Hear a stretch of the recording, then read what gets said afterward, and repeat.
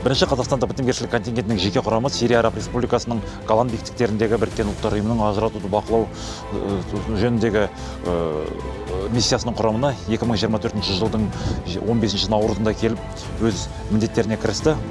Осы таңда бүгін 11 сәуір күні екінші бітімгершілік контингент жауапкершілік аймаққа келіп жетті. Осы таңда екі контингенттің арасында лауазым тапсырып қабылдау өтіп жатыр.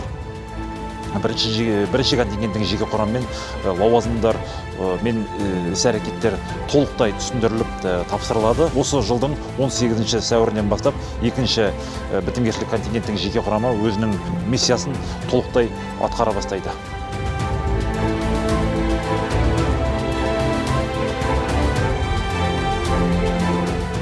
Бір жылдық миссиямызды атқарып, үйге қайтып бара жатырмыз.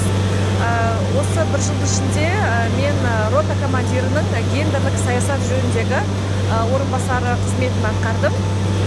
Мен ойымша біздің контингент өте жоғары деңгейде өзіміздің миссиямызды аяқтап қайтып бара жатырмыз.